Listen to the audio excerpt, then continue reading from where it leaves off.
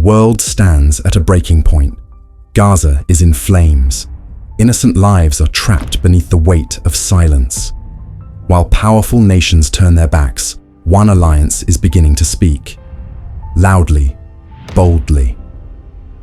From the BRICS summit stage, President Cyril Ramaphosa broke the silence, calling the suffering in Gaza by its true name: genocide.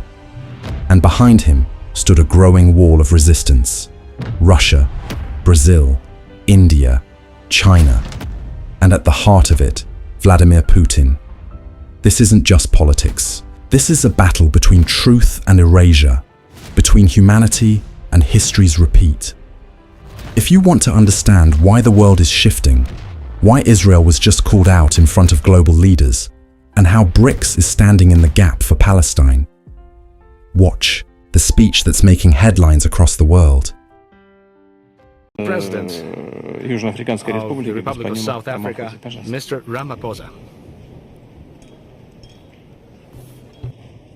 Your Excellency President Vladimir Putin, Your Excellencies leaders of BRICS nations, Your Excellencies leaders of global and regional institutions, Your Excellency Antonio Guterres, the Secretary General of the United Nations, honorable ministers and excellencies. Allow me to begin by congratulating President Putin on chairing a very successful BRICS summit, as well as leading us all to adopt an excellent declaration from this summit. The BRICS outreach and BRICS Plus engagements are important platforms for developing strong ties amongst countries from greater global south and emerging markets. We should use these platforms to foster meaningful engagement. We should use the BRICS platform to contribute to social, economic, cultural development of our peoples. We welcome the Russian initiatives that are aimed at strengthening a number of BRICS countries through the various measures that they have put on the table, such as transport networks and connectivity. This in many ways will help to find ways to integrate and deepen our interconnectedness in new and imaginative ways. The African Continental Free Trade Area will make a huge contribution itself to unlock opportunities for trade and investment for local and global businesses. It will create a number of opportunities that will lead to an integrated and connected continent. The Single African Air Transport Market is another flagship project of the African Union Agenda 2063. This is an initiative of the African Union to create a single unified air transport market in Africa to support the continent's economic integration. For BRICS and friends of BRICS, we need to use these projects to further connect the greater global south. The promotion of greater regional connectivity and trade facilitation can only succeed in an environment of peace and stability. Excellencies, South Africa is concerned about the military action by the State of Israel against the people of Gaza, which we have characterized as genocide, is deeply concerning.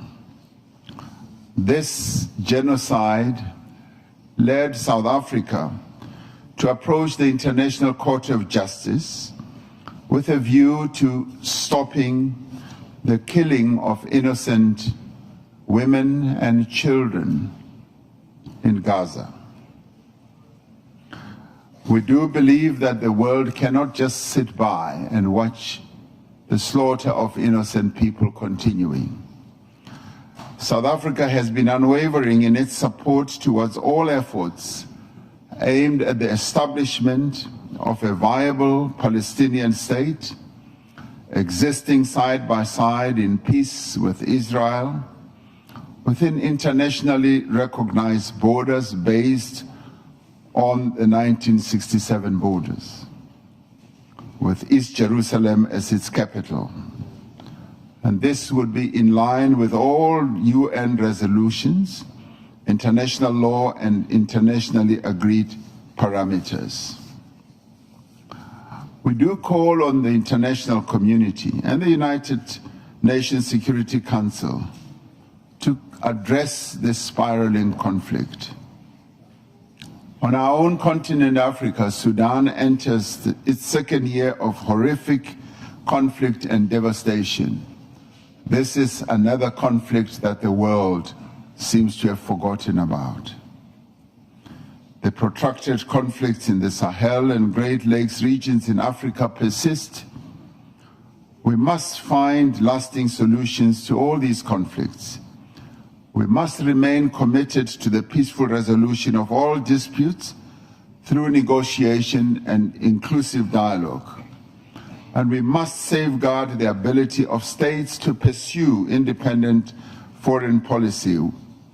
And we must safeguard the multilateral system, because it is the cornerstone of international relations that fosters an environment of peace and development.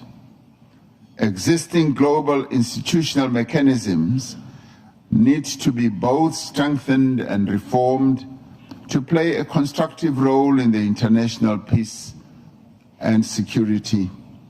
We cannot allow conflicts just to continue in perpetuity. We do need to find paths to peace.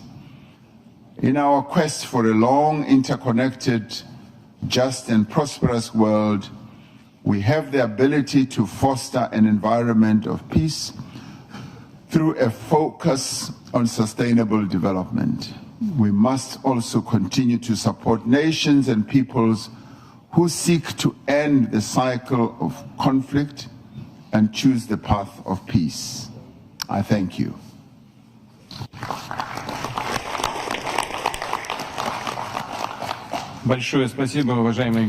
Thank you, Excellency. Thank you, Mr. President of South Africa. South Africa is making a lot for the development of our Jupin in order to make sure that the situation in Africa is also developing in a positive way. And now it is my pleasure to pass on the floor to the representative of Brazil.